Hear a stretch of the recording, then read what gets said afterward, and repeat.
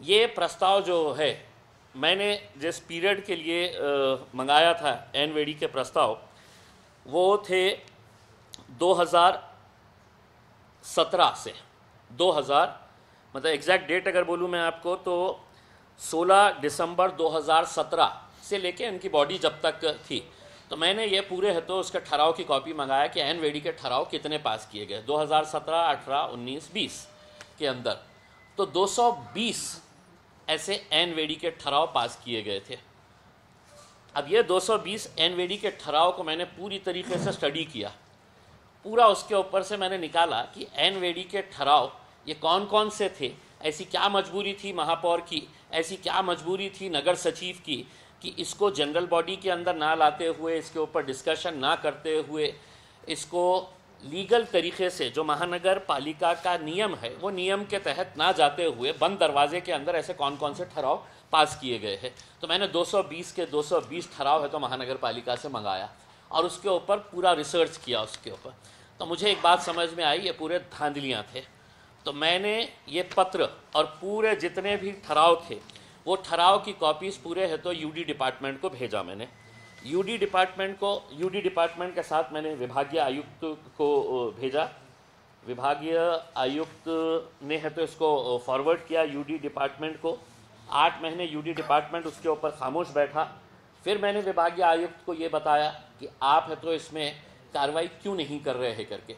तो विभागीय आयुक्त ने अपने तौर के ऊपर एक पत्र सरकार को लिखा और उन्होंने सरकार को ये बताया है कि खासदार इम्तियाज़ जलील ये इसके बारे में सवाल कर रहे हैं, मामला गंभीर है और इसके ऊपर उचित कार्रवाई की जाए करके।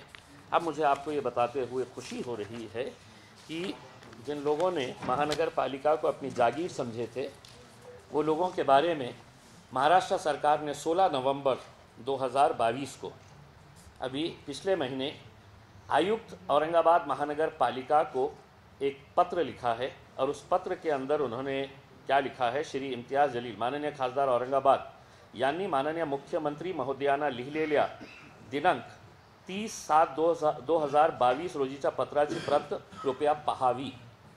या अन्वये औरंगाबाद महानगर पालिका सर्वसाधारण सभेमध्ये गैरकायदेशीररित्या प्रस्ताव मंजूर केल्याने सभेपुढे विषय नसताना ठराव झालेले आहे। दिनांक 16/12/2017 सभेनंतरच्या तारखेत तातडीने काम नसताना विषय मंजूर केलेले आहे। याची सखोल चौकशी करण्याबाबत तसेच दोषी पदाधिकारी, पीठासीन अधिकारी, तत्कालीन महापौर यांच्यावर सदस्य अनर्ह ठरविण्याची आणि त्यांना पुढील 6 वर्षाच्या कालावधीसाठी निवडून येण्यास अनर्ह ठरविणे व नगर सचिव संबंधित अधिकारी यांच्यावर शिस्तभंगाची व कायदेशीर कारवाई करण्याबाबत माननीय मुख्यमंत्री महोदयांना विनंती केलेली आहे। सदर प्रकरणी आपला तातडीने शासनास सादर करावा ही विनंती। अब ये महानगर पालिका के आयुक्त को आया है कि ये लेटर के बेसिस के ऊपर इमीडिएट है तो अपना अहवाल दे करके। अब मैं महानगर पालिका को आपके ज़रिए आयुक्त को ये बताना चाहता हूँ कि इसमें बहुत सारे महानगर पालिका के अधिकारी भी शामिल है। सवाल ये है कि अब इसकी इंक्वायरी कौन करेगा। अब इंक्वायरी के लिए मैं कमिश्नर साहब से अनुरोध करूँगा कि ये जुडिशल अगर इसकी इंक्वायरी अगर करवाए आप, क्योंकि ये जनता का पैसा है और जनता के पैसों की इसके अंदर लूट हुई है। एनवेडी के प्रस्ताव कौन कौन से लिए जाते हैं ये महानगर पालिका के अंदर क्लियर है। अगर महापौर को नहीं समझता है तो नगर सचिव को बिठाया इसीलिए जाता है, आयुक्त को बिठाया इसीलिए जाता है उसमें। तो कई ऐसे ठहराव है। अब जैसा उदाहरण के तौर के ऊपर मैं जितने भी ऐसे जो ठहराव नियम बाह्य जो एनवेडी के लिए गए हैं उसका मैंने पूरा PDF तैयार किया हूँ। आपके व्हाट्सएप इसके ऊपर मेल के ऊपर है तो वो पूरा PDF आ जाएगा तो आपको समझ में आएगा। उदाहरण के तौर के ऊपर अगर समझ लीजिएगा कोई एनवेडी का प्रस्ताव किसी कॉर्पोरेटर ने दिया कि मेरा एनवेडी का प्रस्ताव है, तो नियम ये कहता है कि मीटिंग से कम 1 दिन पहले वो न्यूज़पेपर के अंदर एडवर्टाइजमेंट आना चाहिए की हे एनवेडीचा प्रस्ताव आलेला आहे, हे आम्ही जनरल बॉडीमध्ये आता ठेवणार आहे करके। मीटिंग ख़त्म होने के सवा महीने के बाद उसी मीटिंग के अंदर एनवेडी के प्रस्ताव बोल के है तो उसको पास किए गए हैं।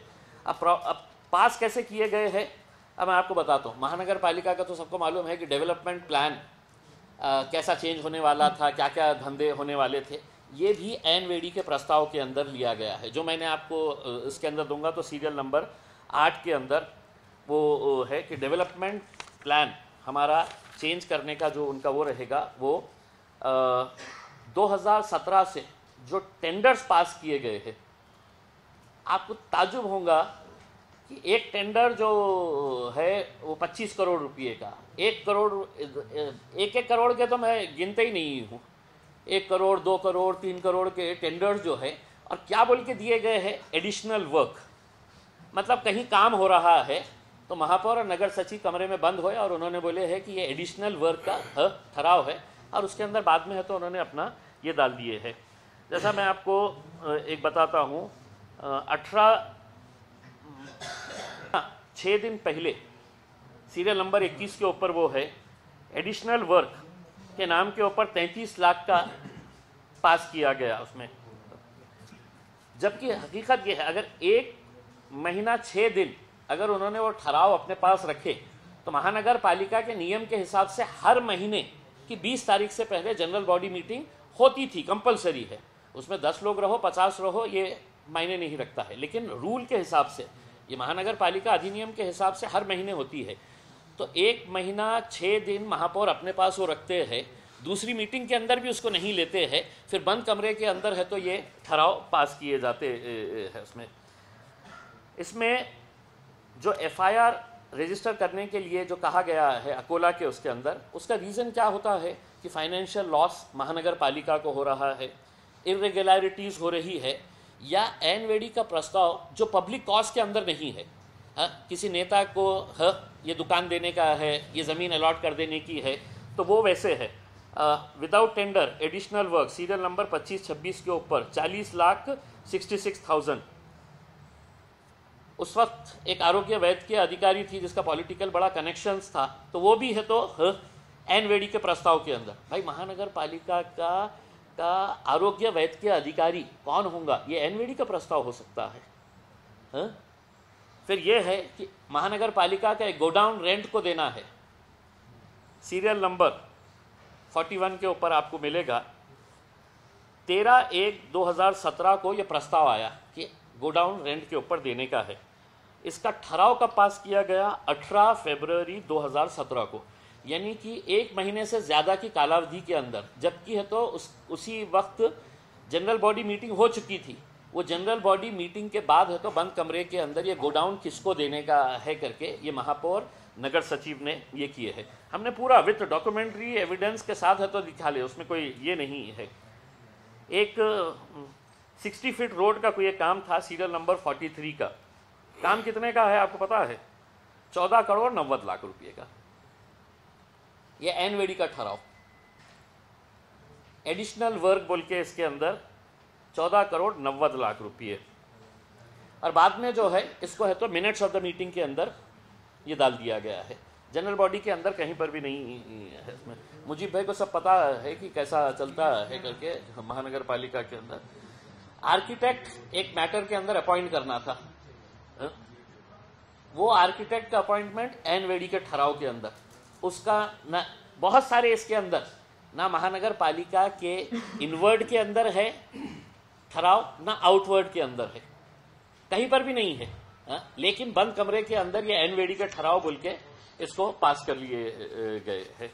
तो ये ऐसे बहुत सारे मैटर्स है। 220 के 220 मैंने पूरे निकाला हूँ, और वो 220 के हिसाब से। अब मेरा ये सवाल है कि अगर अकोला के लिए कानून वही है, सेम एग्जैक्ट यही है अकोला के अंदर, FIR उस वक्त के म्युनिसिपल कमिश्नर, उस वक्त के नगर सचिव और उस वक्त के महापौर के ऊपर, ये अभी आया है। ये 14 दिसंबर 2021 को ये आया है।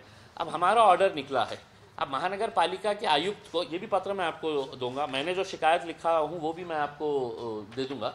तो उसमें सवाल ये पैदा होता है कि अब आयुक्त इसकी इंक्वायरी किससे करवाएंगे। भाई आपके तो हम्माम में पूरे महानगर पालिका के अंदर ऐसा अंधाधुंध कारोबार चल रहा था, तो सिर्फ महापौर या सिर्फ नगर सचिव ऐसा नहीं हो सकता है, बाकी सबने आंख बंद करके बैठे थे, ऐसा नहीं है उसमें। तो मैं आयुक्त साहब से यही अनुरोध करूंगा कि अगर ये मैटर की इंक्वायरी जुडिशियल लेवल के ऊपर अगर करते हैं तो ठीक, और इसके ऊपर अगर कार्रवाई नहीं होती है तो मैं फिर अदालत के अंदर पूरे सबूत के साथ जाऊंगा। अब इसमें छेड़छाड़ करने की गुंजाइश इस वजह से नहीं है कि जो ओरिजिनल जितने कॉपीज़ है वो सर्टिफाइड कॉपीज़ मैंने पूरे निकाल लिया हूँ। 220 के 220 मेरे पास ठहराव की कॉपी है। उसमें एक रोड का काम का कितने करोड़ का है पता है? 25 करोड़ रुपये का। एनवेडी का ठहराव 25 करोड़ रुपये का। भाई जनरल बॉडी के अंदर क्यों नहीं लिया गया? आपको कुछ छुपाना था, आपको कुछ चोरी करना था, इस वजह से आप 25-25 करोड़ रुपये के ठहराव, बाद में आप उसका टेंडर निकाल दिए, डायरेक्ट टेंडर निकाल दिए है आपने। यानी कि इसका मतलब यह है कि आपको किसी ना किसी को, कितने ऐसे जो गाड़े थे, जो महानगर पालिका के शॉपिंग कॉम्प्लेक्स के गाड़े थे, जो दुकानें थी, वो एनवेडी के ठहराव में, एनवेडी के ठहराव के अंदर महानगर पालिका के मार्केट के दुकाना जो है वो दी गई है। जो कम्युनिटी सेंटर्स है वो एनवेडी के ठहराव के अंदर दिए हैं। 220 के 220 मेरे पास है उसका। तो मेरे हिसाब से इनके ऊपर तो इंक्वायरी भी करने की ज़रूरत नहीं है। इसमें कमिश्नर ने सिर्फ सीधा देखना ये नियमों का उल्लंघन हुआ है और ये दोनों तीनों को जेल में डालना, इनकी जगह कोई दूसरी हो ही नहीं सकती है। और इसमें मैं चाहूँगा कि भाजपा वाले भी और शिवसेना वाले भी, जो मैं हमेशा कहते आया हूँ कि इस शहर को बर्बाद करने के अंदर ये महानगर पालिका की जो टोली थी, जो गैंग थी, वो गैंग नहीं थी, वो गैंगस्टर्स थे पूरे, वो डाकुआ थे जिन्होंने शहर को लूट के खाने का काम किया है। अब अगर इसके ऊपर अगर भारतीय जनता पार्टी के मंत्रियां अगर ईमानदार होंगे तो उन्होंने आयुक्त को एक पत्र लिखना और ये मांग करना कि ये जितने भी ठहराव हुए हैं इसके ऊपर ईमानदारी से है तो इसकी इंक्वायरी कराई जाए।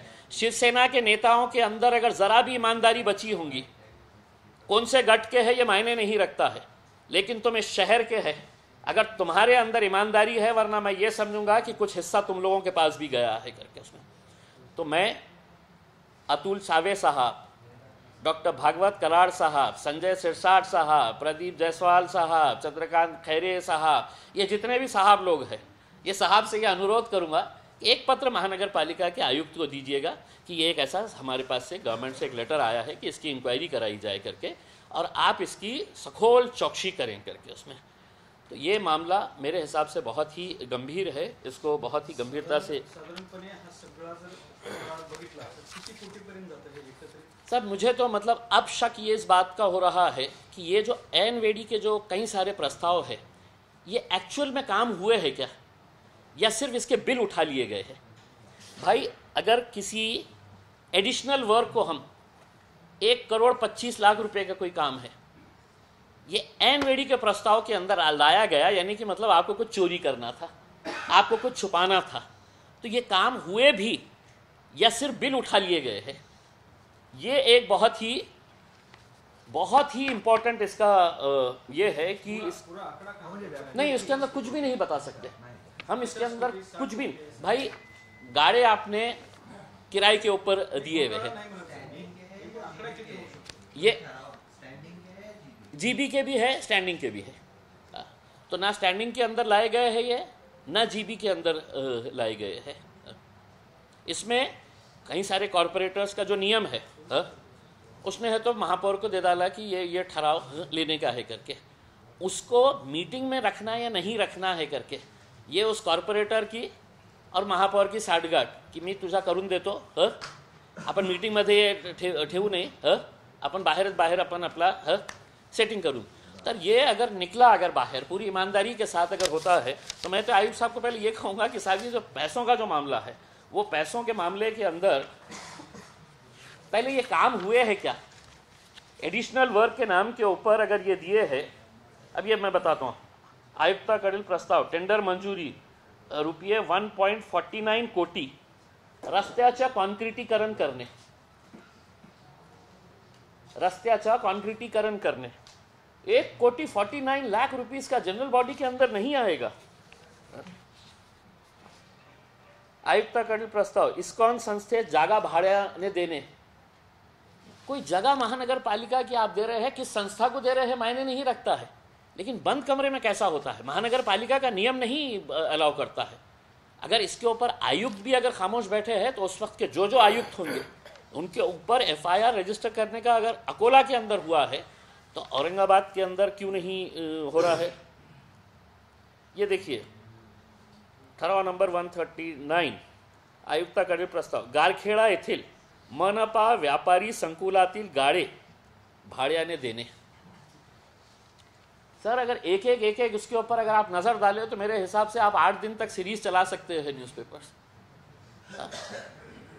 8 दिन तक सीरीज चला सकते हैं कि ये किसको दिया गया है। कम्युनिटी सेंटर जो है साहब 5,000 रुपये के अंदर कम्युनिटी सेंटर, वो बंदा जो है वो महीने के है तो 5 लाख रुपए कमा रहा है। तो ये इसके अंदर अब अगर आप मुझसे पूछेंगे कि कितने का है करके मैं बता ही नहीं सकता हूँ साहब। एक दुकान जो है आपने महानगर पालिका के रिकॉर्ड के अंदर तो बता दिया हमने उसको है तो 500 रुपये महीने से दे डाले है करके। महापौर साहब ने कितना खाए, नगर सचिव ने कितना खाया, आयुक्त को कुछ गया क्या है? दूसरे लोग क्यों खामोश बैठे हुए थे। ये सब मुद्दे जो है ये इसकी सखोल चौकसी होना बहुत ज़्यादा ज़रूरी है। ये सब पत्र हम आपके पास देते हैं और उम्मीद करते हैं कि एक अच्छा कमिश्नर यहाँ पर आए हुए हैं।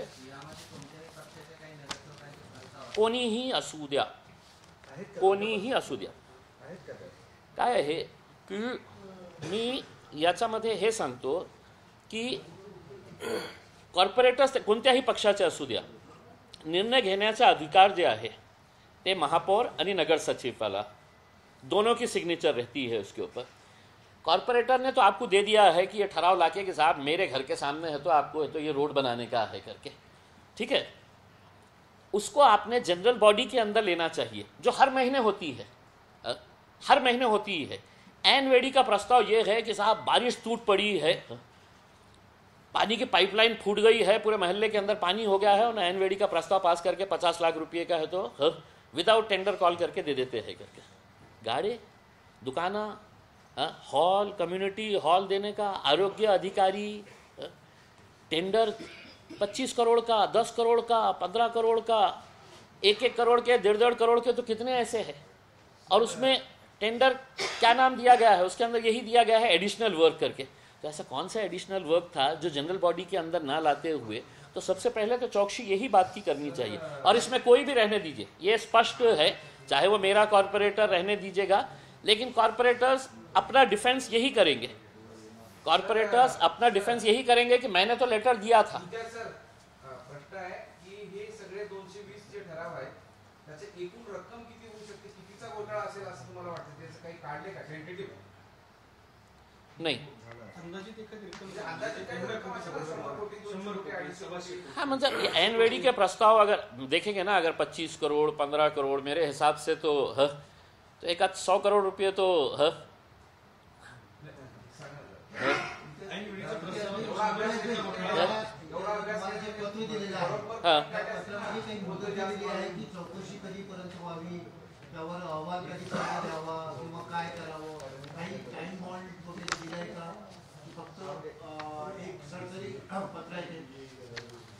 नाही काय आहे की मला याचं दुर्दैव हे वाटतं की 2021ला 20 डिसेंबर 2021ला मी आयुक्तांना पत्र दिलं होतं, डिव्हिजनल कमिशनरांना। त्यांनी ते पत्र यूडी डिपार्टमेंटला प्रामाणिकपणे पाठवलं की हे गंभीर विषय आहे आणि याच्या बाबतीत चौकशी काय की आयुक्तांनी दिलं। 8 महिने मी वाट थांबली, 8 महिने की काहीतरी हालचाली होतील। मी यूडीमध्ये चेक केलं तर त्यावेळी बहुतेक असं होऊ शकतं की त्यांची सरकार होती तर आपल्या महापौराला कशाला आपल्याला हे करायचं आहे म्हणून ते गप्प बसले होते। मग मी पुन्हा रिमाइंडर केले 8 महिन्याच्या नंतर की याच्या बाबतीत काय झालेलं आहे। मी तुम्हाला सगळे पुरावे दिलेले आहे, या पुराव्यामध्ये तुम्ही काय हे करत आहे त्याच्या बाबतीत करावं ना। त्याच्यानंतर म्हणजे 1 वर्षानंतर यूडी डिपार्टमेंटला जाग आली की हो एक गंभीर प्रश्न आहे। मग मला काय आहे की जेव्हा अकोलाचा ऑर्डर माझ्या हाती लागला, मी म्हटलं की आता तुम्ही नाही केलं तर मी कोर्टात जाणार। मी स्पष्टपणे त्यांना सांगितलं की तुम्ही नाही केलं तर मी कोर्टात जाणार, माझ्याकडे सगळे पुरावे आहे। म्हणून त्यांनी काही लिमिट दिले नाही। त्यांनी फक्त हे लिहिलेले आहे, सदर प्रकरणी आपला तातडीने शासनास सादर करावा ही विनंती. हे कक्ष अधिकारी अर्बन डेव्हलपमेंट डिपार्टमेंट, नगर विकास विभाग, आणि त्यांनी एक परत मला ही दिलेली आहे. आता तातडीचं काय असू शकतं की सरकार कोणाची असेल तर 5 वर्षी तातडीने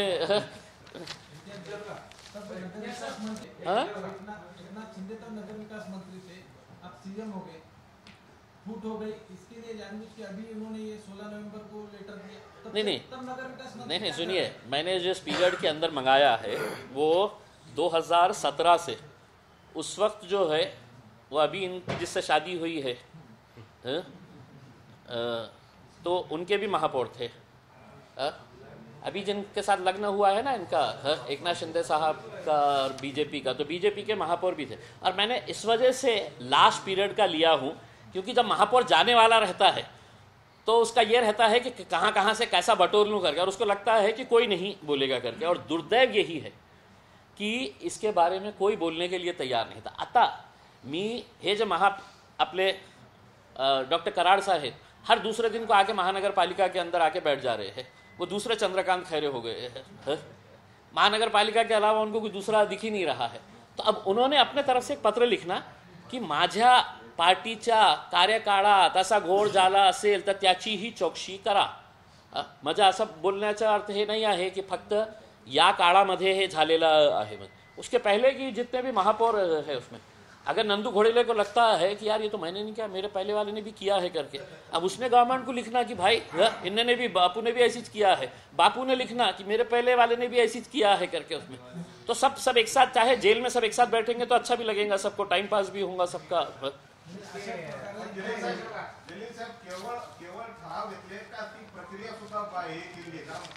जरी ठराव घेतले असले, काम जरी असलं तरी ते ऑनलाईन करावं लागतं, ऑनलाईन टेंडर असतात आणि ती ऑनलाईन प्रक्रिया असते. टेंडरमध्ये कोणी भाग घेऊ शकते.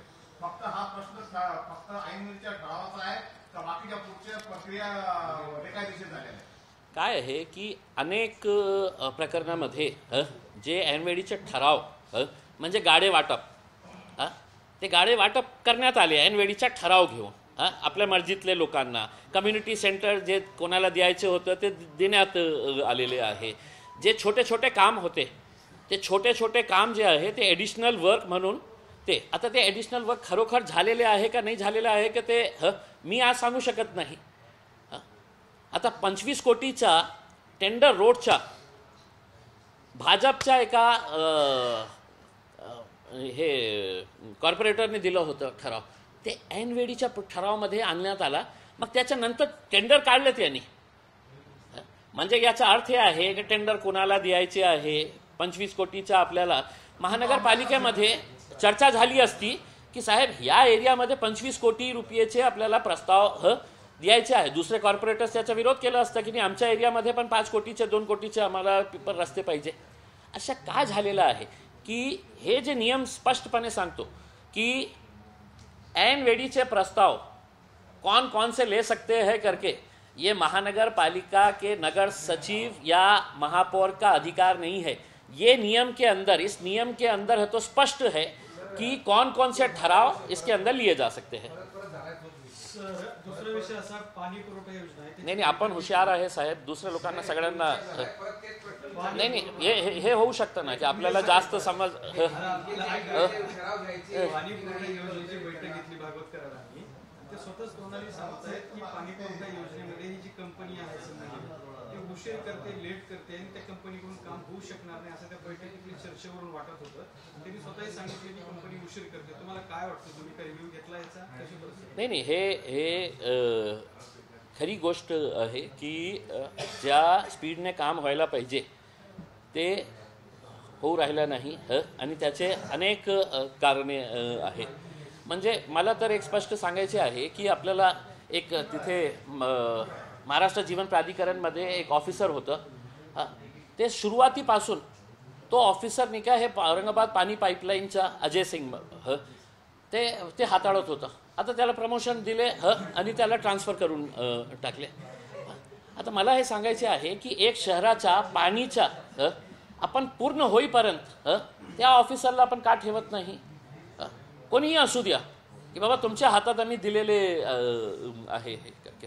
और दूसरा ये है कि ये सिर्फ, मैं पहले से भी बोल रहा हूँ कि कितना भी कर ले, ये सिर्फ आपको दिखाने के लिए ये कर रहे हैं। एक तरफ अतुल साहब बोलता है कि मैंने लाया मैंने लाया मैंने लाया, अरे भाई तुमने लाया, तुम्हारी सरकार है, तुमने अपने जेब से नहीं लेके आए हुए हैं।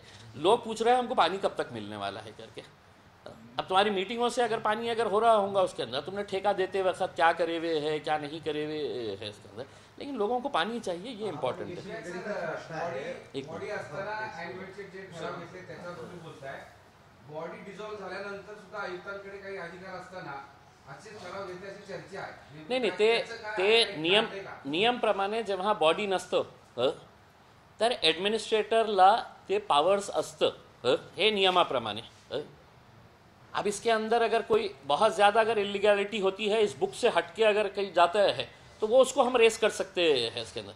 लेकिन अगर बॉडी ही नहीं है और तुम बोलेंगे कि नहीं आयुक्त ने है तो कोई ठराव लेना ही नहीं, कोई काम करना ही नहीं है, तो मेरे हिसाब अगर ऐसे कुछ ठराव अगर माझा प्रश्न असा आहे, माझा प्रश्न मी सॉरी तुम्हाला समजलं असतं की बॉडी असताना असे ॲन्युअलचे ठराव घेतले जे काहीतरी गडबड आहे।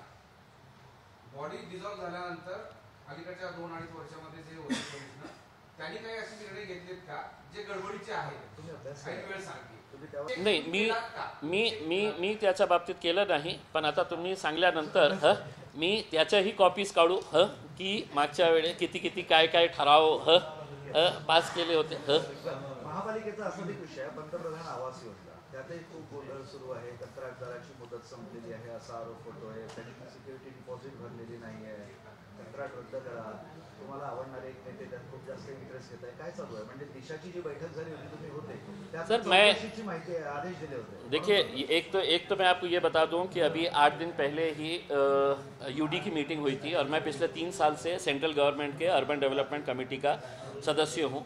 अगले महीने मेरे इसरार के ऊपर मैंने बहुत ज़्यादा प्रेशराइज करके जनवरी में अर्बन डेवलपमेंट की पूरी कमेटी जो है वो औरंगाबाद को विज़िट करने वाली है।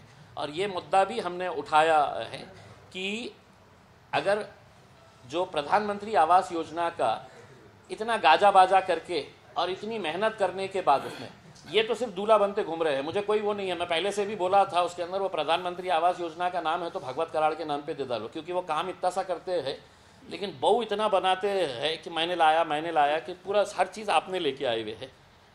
लेकिन काम जो है वो काम करवा के दिखाइएगा।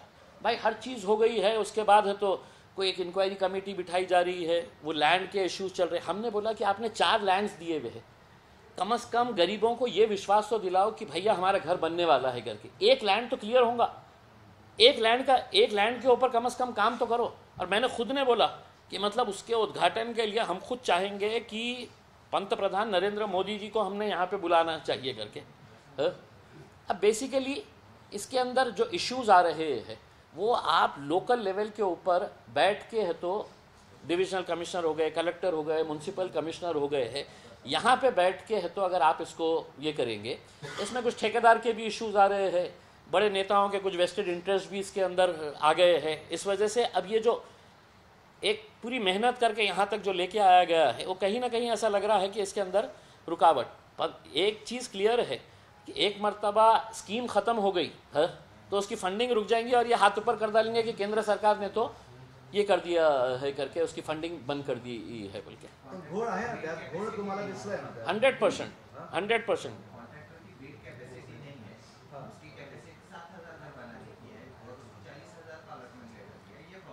ते मेरा क्या है, ठीक है ना, 7,000 की कैपेसिटी है, तुमने किसी को दे डाले है करके, कम से कम एक लैंड जो तुमने 4-5 लैंड जो दिए हुए है वो 7,000 के तो कम से कम उससे शुरुआत करवाने लगाओ। लोगों को विश्वास तो दिलवाओ कि भैया ये 7,000, 700, 200, 500 घर की हम शुरुआत तो कर रहे हैं। म्हणजे काय आहे की जोपर्यंत तुम्ही त्याच्यासोबत बसणार नाही, जो सोबत म्हणजे तुम्ही लोकल लेवलची एक कमिटी करा ना, मतलब इतकी बड़ी स्कीम है वो, इतनी बड़ी स्कीम कि 50,000 गरीबों को घर मिलने वाला है। मैं नहीं समझता हूँ कि वहाँ पे है तो आप है तो डिप्टी सीएम के पास जाके तस्वीरें खिंचा के वहाँ पे आप यहाँ पे अगर चाहे तो divisional commissioner, collector, municipal commissioner ये तीनों के साथ अगर बैठे ठेकेदार को बुलाए कि तेरा क्या इशू है बता करके उसमें उसमें हमको भी मत बुलाओ क्योंकि अब नेताजी के इंटरेस्ट बहुत ज़्यादा हो गए हैं यहाँ पे, उसमें हर नेता चाह रहा है कि भैया इसके अंदर ये हो जाए, इसके अंदर वो हो जाए, तो वो चक्कर के अंदर है तो कि स्कीम ख़त्म ना हो जाए करके उसमें। 6 डिसेंबर आहे, बाबरी मस्जिद पाडली गेली होती, दुसरीकडे त्याचा पाडल्याच्या उत्साहामध्ये कोणी आरती करतंय, कोणी काही कार्यक्रम घेतोय, तुमची काय भूमिका आहे? देखिए, अब जो भी है ये पिछले कई सालों से ये चलता हुआ आ रहा है। बाबरी मस्जिद की शहादत जो है वो यकीनन मैं समझता हूँ कि हिंदुस्तान में आज़ादी के बाद जो 4-5 घटनाएं बड़ी हुई है जिससे देश कमज़ोर हुआ है, उसमें बाबरी मस्जिद की एक शहादत है। अब यकीनन अगर वो मस्जिद शहीद की गई है तो मुसलमानों को इसको बात का तो अफसोस होगा ही, और जिन्होंने उसे शहीद की है वो जश्न हर साल मनाने वाले हैं, तो उसके ऊपर अब हम बहुत ज़्यादा ये नहीं है ये बोलते रहते हैं, घोषणा देते हैं कि ये तो जाकी है, काशी मथुरा बाकी है। देखिए, अगर इस मुल्क के अंदर अगर कानून है, अगर संविधान है तो वो हिसाब से चलेगा, वरना नारों के हिसाब से और सत्ता के हिसाब से चलने लगा तो फिर मुश्किल है। जुने मित्र वंचित आता ते शिवसेनेसोबत गेले, ते तुमच्यासोबत येईल अशी तुम्हाला आशा अपेक्षा होती, तुमची आयडियोलॉजी जुळते असं तुमचं म्हणणं होतं वर्षभराआधी, आता ते तिकडे गेले नहीं, मेरा आज भी ये मत है कि अलायन्स ऑफ नॅचरल चॉईस जे आहे ते मुस्लिम्स आणि दलित। कारण काय आहे की सर्वात जास्त कुणाचा उपयोग राजनीतीमध्ये करण्यात आलेला आहे सत्तेपासून दूर ठेवण्यासाठी, तर ते एक मुस्लिम समाजाचा आणि एक दलित समाजाचा, म्हणजे एक नॅचरल एक बॉन्डिंग होती की जेव्हा आम्ही बाळासाहेबसोबत गेलो होतो तर दलित समाजामध्ये एक उत्साह होता, मुस्लिम समाजामध्ये एक उत्साह होता, ते काही कारणाने पुढे राहिलं नाही। पण असं नाही आहे की सगळं संपलेला होता। आपल्याला एक लार्जर पिक्चर अपन देखे होते तो समाज के बारे में सोचना बहुत इम्पोर्टेंट था उसमें, कि समाज को क्या चाहिएगा करके। अब अगर वो किसी के साथ जाते हैं तो हर पार्टी का अपना अधिकार है कि वो किसके साथ जाना चाहते। विचार केला नाही लार्जर स्केलचा, हं? बाळासाहेबांनी विचार केला नाही, त्यांची पार्टी आहे, मी त्यांच्या बाबतीत बोलू शकत नाही ना भाई, त्यांची डिफरंट पार्टी आहे। त्यांना असं वाटलं असेल की नाही एक इलेक्शन आपण केलेलं आहे, आता आपण दुसरं इलेक्शन यांच्यासोबत जाऊ, तर मी त्यांना, पण एक लार्जर पिक्चर म्हणून आम्हाला असं वाटत होतं की दलित आणि मुस्लिम एकत्र आले तर आम्हाला दुसरं कोणाचीही आवश्यकता नाही होती। आम्ही सत्तेमध्ये आले असते, कमीत कमी नाही तर आम्ही तर बाळासाहेबांना हे सांगितलं होतं की तुम्ही किंग असणार किंवा किंग मेकर असणार महाराष्ट्रामध्ये, पण ते तसं झालं नाही, दुर्दैव आहे म्हणजे। हो, हट जाओ, हाँ एक मिनट, हाँ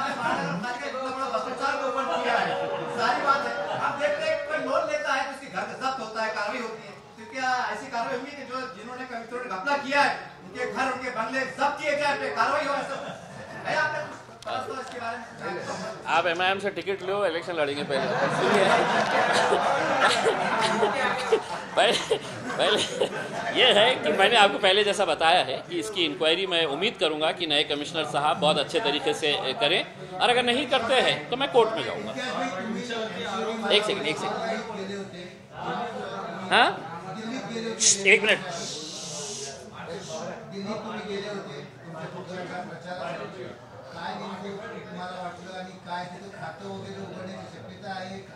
देखिए हमारा ये है कि हम लोग जाके मेहनत करते हैं, मेहनत करके क्या नतीजे आते हैं क्या नहीं आते हैं ये वहाँ की जनता। लेकिन दिल्ली के अंदर जिस तरह का रिस्पांस था, दुर्दैव ये था कि हमने है तो महज वहाँ पे 12 दिन दिए।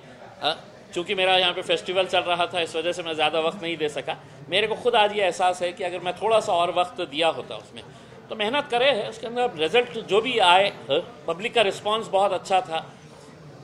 अगर इस बार नहीं तो फिर आगे और हमारी कहाँ कमियां हैं, क्या गलतियां हैं, उसके ऊपर देखेंगे। भारतीय जनता पार्टीने आरोप केला की एका दलित तरुणाला जबरदस्तीने मुस्लिम करण्यात आलं, मिटवण्यासाठी जेव्हा ते तुमच्याकडे आले त्यावेळेला तुम्ही तुमच्या गाडीने तुमच्या घरी त्याला बेदम मारहाण केली, मला माहित आहे खूप केला, आणि त्याच्यावरती ते भारतीय जनता पार्टीचं शिष्टमंडळ सिटीनं भेटलं, त्याच्यावर प्रेस कॉन्फरन्स होता घेतला। मला माहित आहे की पत्रकारिता कुठे चाललेली आहे।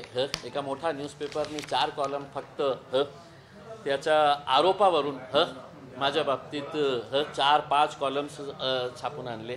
मी कुणाच्यावरही असा आरोप करू शकतो, पण काय आहे की पत्रकारिताचा एक नियम आहे की तुम्ही छापताना कमीत कमी माझा हे केलं असतं पण त्याच्यानंतर मला हे कळालं की ज्याच्यामध्ये 1% सत्य नाही आहे. मी कशाला त्याच्यामध्ये पडू आणि तुम्हाला खुलासा देऊ हे करू, म्हणून मी गप्प बसलं. 1% त्याच्यामध्ये सत्य असलं असतं. मी पोलिसांना सांगितलं की साहेब कृपा करून त्याचं इन्व्हेस्टिगेशन करा, जे करायचे आहे ते.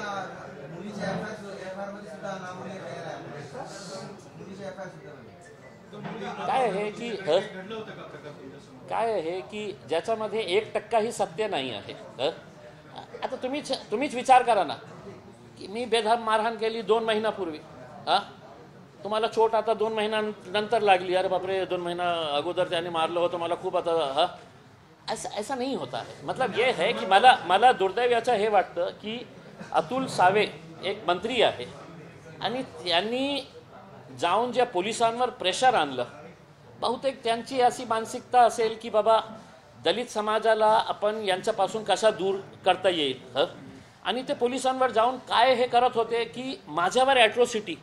अरे काहीतरी त्याच्यामध्ये तथ्य असलं. असं नाही आहे की तू मंत्री आहे आणि तुझ्या सांगण्यावरून कोणाच्यावरही हे होऊ शकतं, असं नाही आहे. त्याच्यामध्ये काही तथ्य असले असते तर मी त्याच्यावर नक्की मी बोललो असतं. मी घाबरणारा नाही आहे. असे 50 असून सावी येऊ द्या. करा ना, त्याचं काय झालेलं आहे त्याची पोलिसांनी इन्व्हेस्टिगेशन करा, जे करायचे आहे ते करा. मला कशाला त्याच्यामध्ये खेचण्याचा प्रयत्न.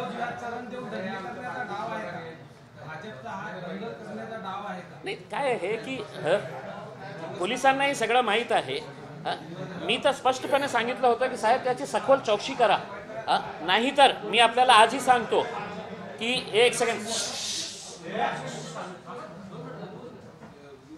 जरा पीछे जाओ, मैं तो बाहर कर दूं.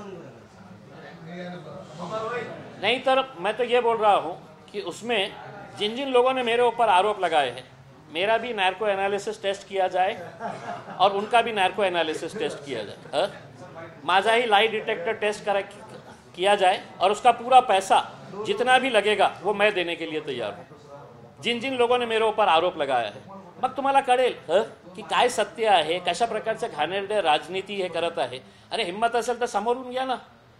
असं कशाला कुणाच्या मागे येऊन की पोलिसांवर दबाव टाकण्याचा.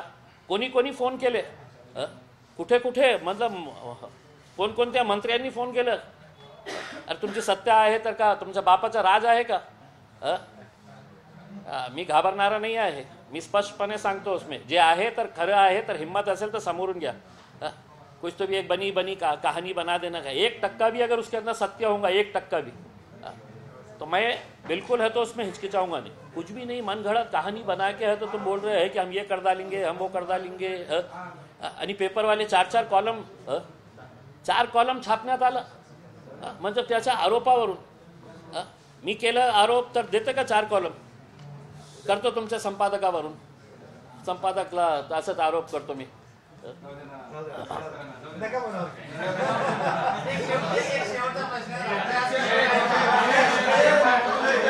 नंतर इलेक्ट्रॉनिक का बाद में दे.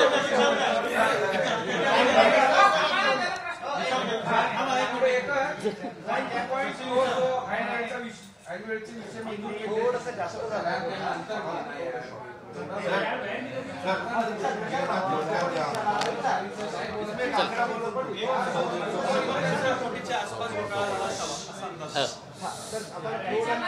मराठीत बोलू.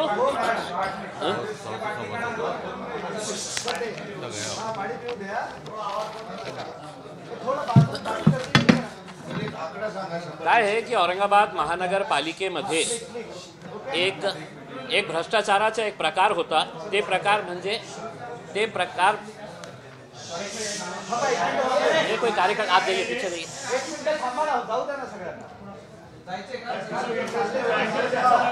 जिसको इंटरेस्ट नहीं वो निकल प्रांतो सर पीछे नहीं भेजाओ ना फिर. मतलब मैं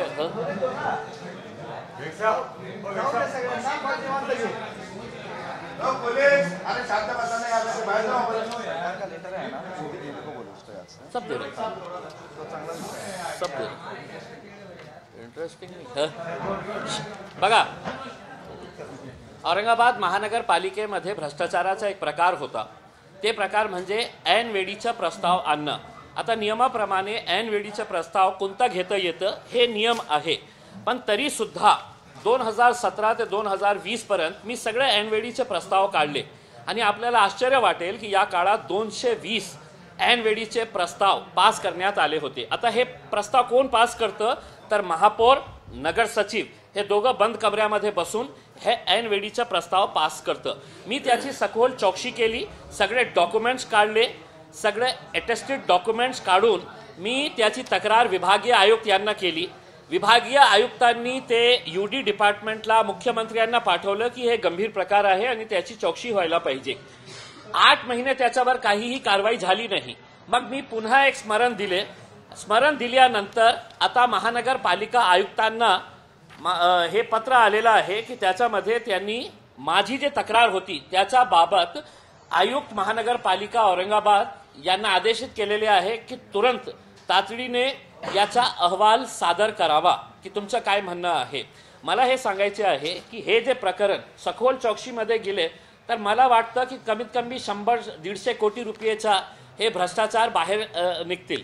आणि सर्वात महत्त्वाचा याच प्रकरणामध्ये, असाच प्रकरणामध्ये अकोलामध्ये सरकारने एक निर्देश जारी केलेला आहे की त्यावेळचे महापौर, त्यावेळचे नगर सचिव आणि त्यावेळचे जे कमिशनर होते त्यांच्यावर FIR रजिस्टर करा. हेही आदेश माझ्याकडे आहे.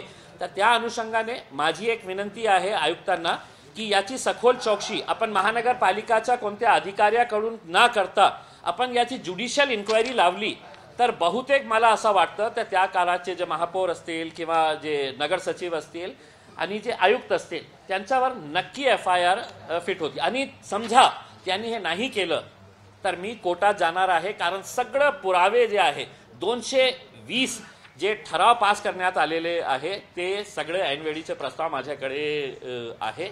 आणि मला असं वाटतं की कमीत कमी 100-150 कोटी रुपयेचा हे भ्रष्टाचार असेल. सर, ते प्रकाश आंबेडकरांच्या बद्दलच्या विषयामध्ये सांगा. आता महाविकास आघाडीसोबत शिवसेनेसोबत ते युती करायला तयार, राष्ट्रवादी काँग्रेस त्यांना ऍक्सेप्ट करतील का आणि काय पुढे भवितव्य आहे? मी काय आहे की नॅचरल चॉईस जे होतं आपल्याला माहीत आहे की 2019ला जेव्हा आम्ही दलित समाज, मुस्लिम एकत्र आले होते तर सर्व महाराष्ट्रामध्ये एक उत्सुकता होती दोघंही समाजामध्ये, कारण सगळ्यात जास्त कुणाला साईडलाईन करण्यात आलं होतं, सत्तेपासून दूर ठेवण्यात आलं होतं हे दोघं समाज. आमचं काम फक्त मतदान देण्याचं होता. तर जेव्हा असदुद्दीन अवैसी साहेब आणि बाळासाहेब एकत्र आले होते तर एक विशेष प्रकारचा एक उत्साह आपल्याला लोकांमध्ये बघायला मिळत होता. ते काही कारणाने पुढे जाऊ शकलं नाही. त्याचे काय कारण आहे त्याच्या बाबतीत आपण खूप बोललेलो आहे. पण मला असं आजही वाटतं की एक नॅचरल चॉईस ऑफ बॉन्डिंग जे होती ते SC आणि मुस्लिम एकत्र आले असते तर आपण निर्णायक ठरू शकले असते. मी तर अनेक वेळा सांगितलं होतं की बाळासाहेब किंग मेकर किंवा किंग या दोघांपैकी तिसरा त्यांच्याकडे पर्याय नाही होता. महाराष्ट्रामध्ये सत्ता कोणाची हे ते ठरवणार होते किंवा आपली सत्ता येऊ शकली असती, ते झालं असतं. दुर्दैव आहे की नाही झालेलं आहे. आता त्यांची पार्टी आहे, ते कुणाच्या सोबत जायचे आहे ते त्यांचा निर्णय आहे. पण मला दुर्दैव वाटतं याच्या बाबतीत. ते त्याचा मुद्दा जे आहे ना खूप गंभीर मुद्दा आहे ते की ऐनवेळी असं करण्यात जे आलेलं आहे. लाखो जे मायनॉरिटीजचे विद्यार्थी आहे त्यांना खूप मोठा फटका बसणार आहे याच्या बाबतीत. आणि त्यांनी जे कारण दाखवलेलं आहे की नाही राईट टू एज्युकेशनमध्ये हे सगळं कव्हर होतं, नाही होतं. राईट टू एज्युकेशनमध्ये कोणकोणत्या स्कूल्स येते हे सगळ्यांना माहीत आहे. आता आपल्याला मायनॉरिटीजला आपण शिक्षणापासून दूर ठेवणार असेल तर हे देश कधीही प्रगतीच्या रस्त्यावर जाणार नाही. या देशाला प्रगतीच्या रस्त्यावर नेण्याचं असेल तर सगळ्या जाती धर्माला, आमची तर हे मागणी होती की ऑन डिमांड जितकं लोकांना एज्युकेशनसाठी स्कॉलरशिप्स पाहिजे तितकं मुलांना, त्याची जात धर्म काय आहे ते बघू नका. ते गरीब आहे त्यांना शिक्षा घ्यायची आहे तर ते करायला पाहिजे. आता हे 7 तारखेपासून उद्यापासून अधिवेशन सुरू आहे. हे मुद्दा नक्की आम्ही लोकसभेमध्ये उचलला आहे.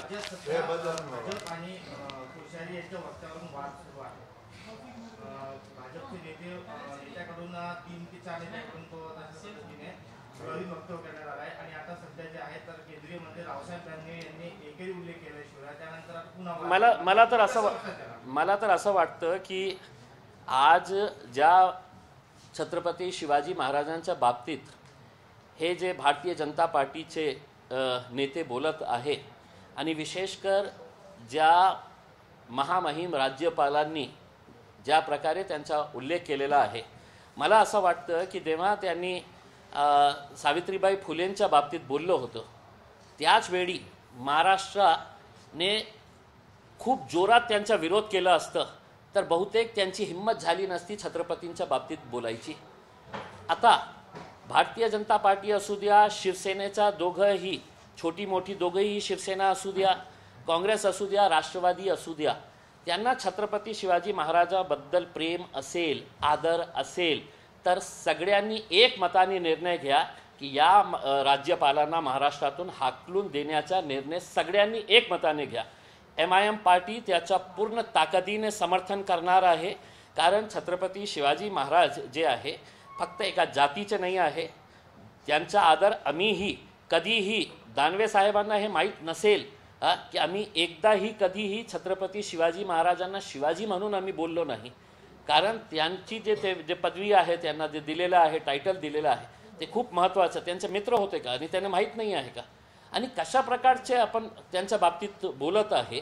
मला तर हे सांगायचे आहे की भारतीय जनता पार्टीच्या कोणत्याही मंत्र्यांना कोणत्याही कार्यक्रमामध्ये छत्रपती शिवाजी महाराजांचं नाव घेण्याचा अधिकार असायला नको, कारण तुम्ही आता तुमची परीक्षा आहे की तुम्हाला ते कोश्यारी महत्त्वाचे आहे, कोश्यारीचा तुम्हाला जास्त आदर आहे किंवा छत्रपतींचा आदर आहे, हे तुमच्या ॲसिड टेस्ट आहे.